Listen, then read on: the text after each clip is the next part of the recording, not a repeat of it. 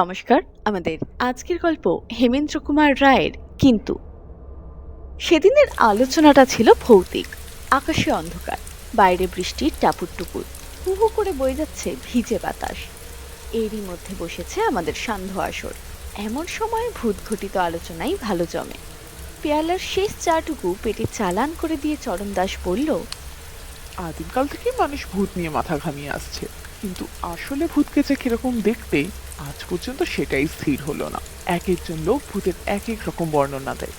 কেউ বলে ভূত হচ্ছে অমানুষ, কেউ বলে কিম্ভূত কিমাকার বলে তাকে অবিকল মানুষের মতো দেখায়, আবার কেউ বলে আরো কত কি, কত 100 রকমের ভূত। এর মানেটা কি? ভজহরি বলল। এর মানে হচ্ছে সচক্ষে কেউ ভূত দেখেনি, সবাই পরের মুখে ঝাল খায়। ভূপতি বলল।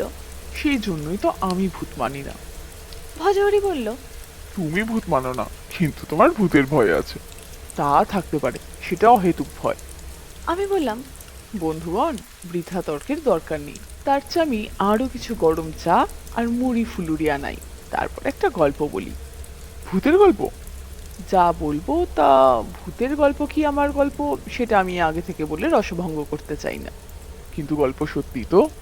তোমরা বিশ্বাস করো আর না করো, কিন্তু ঘটনাটা আমার জীবনেই ঘটেছে। আচ্ছা, অন্তত আরো কিছু গরম চা আর মুড়ি ফুলুরির খাতিরে তোমার গল্পটা মিথ্যে হলেও আমরা শুনতে রাজি আছি। আর কি জানো, এমন বাদলার সন্ধ্যায় ভূতের গল্প মিথ্যা হলেও শুনতে মন্দ লাগে না।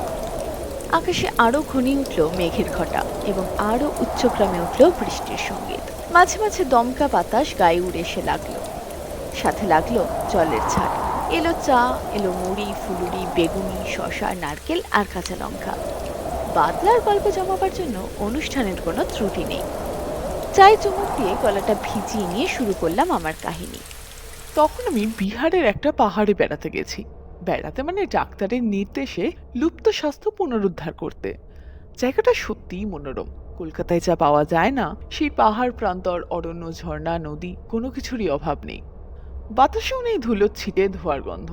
মোটর, বাস, ট্রামের হুল্লোড়ের বদলে শোনা যায় বিহঙ্গদের সঙ্গীত। যা দেখি শুনি সবই ভালো লাগে। সেদিন বিকেলে হাঁটছি, কোনোদিন মাঠে মাঠে ঘুরে বেড়াই, আবার কোনোদিন পাহাড়ের চঙে উঠে পৃথিবীর ছবি দেখি, কোনোদিন বাড়ির বাচ্চাদের সঙ্গে নদীর ধারে বসে পুঁটি মাছ ধরি। দিন কাটে বেশ নিশ্চিন্তে আর আরামে। মনের আর দেহের উন্নতি একই সঙ্গে হচ্ছে। জায়গাটা এমন পছন্দ হলো যে ঠিক করলাম এখানে মাঝে মাঝে এসে অবকাশ যাপন করার জন্য বেশ খানিকটা জায়গা নিয়ে বাড়ি বানাবো। জনৈক স্থানীয় বাসিন্দা বলল, নদীর পথে যেতে শেষ বাড়িখানা দেখেছেন? হ্যাঁ, দেখলে পুরো বাড়ি বলে মনে হয়। ঠিক তাই। মানবেন্দ্র রায়চৌধুরীর নামে কলকাতার এক জমিদারের শখের বাড়ি। ওই বাড়িতেই এক দুর্ঘটনায় মানবেন্দ্র বাবু সপরিবারে মারা পড়েন। তারপর থেকে বাড়িখানা খালিই পড়ে আছে। সাধারণ লোকের কুসংস্কার জানেন তো, বেশি দিন কোনো বাড়ি খালি পড়ে থাকলেই লোকে বলে হানা বাড়ি। আমিও সব গুজবে বিশ্বাস করি না। ইচ্ছা করলে আপনি ওই বাড়িখানা খুব সস্তায় কিনতে পারেন। জনসাধারণের কুসংস্কার আমিও কোনোদিন আমল দিইনি।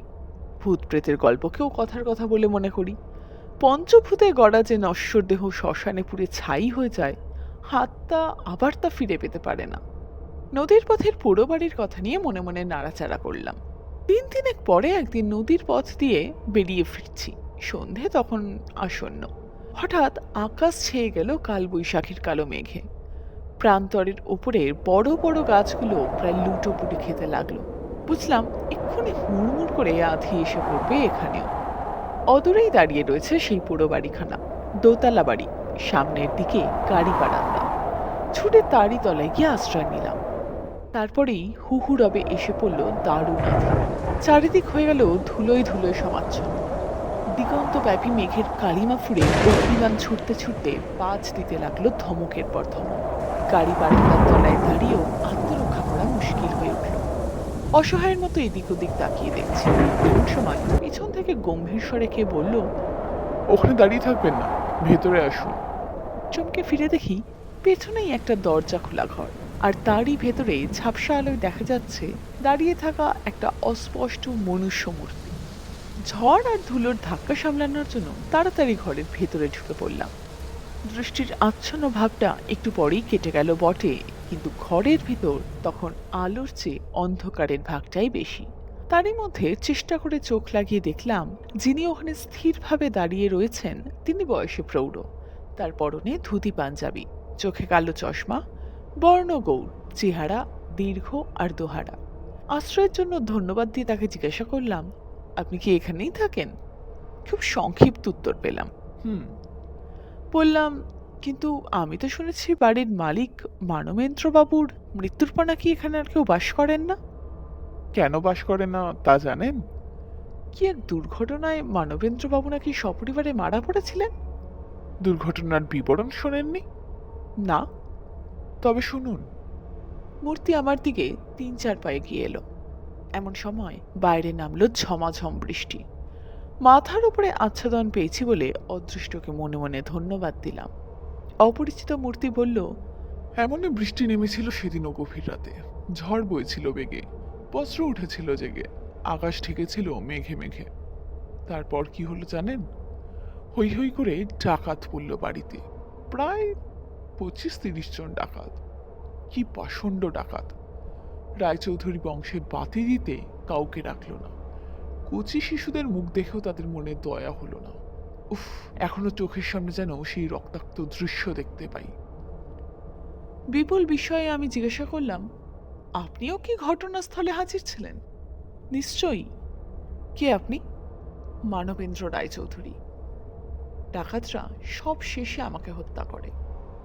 আমি স্তম্ভিত। মূর্তি হন হন করে একটা অন্য দরজা দিয়ে বাড়ির ভেতর দিকে চলে গেল। তারপর আমি যা করলাম সেটা আর বলতে ইচ্ছা নেই, কারণ সে হচ্ছে কাপুরুষের আচরণ। জীবনে আর কখনো তেমন ভয় পাইনি। বন্ধুগণ, এখানেই আমার কথা ফুরালো। এতক্ষণে যেটুকু রস জমে উঠেছিল তা একেবারে পানসে হয়ে গেল চরণ দাসের হো হো হাস্যরাবে। সে বলল, তোমাকে বোকা বানানোর জন্য কেউ একটা বিরাট ঠাট্টা করেছে। আমি বললাম, উম, মাঝে মাঝে আমারও তাই সন্দেহ হয়, কিন্তু এই ছিল আমাদের আজকের গল্প। যদি আজকের গল্পটি আপনাদের ভালো লাগে তাহলে অবশ্যই ভিডিওটাকে লাইক করুন এবং চ্যানেলটাকে সাবস্ক্রাইব করুন।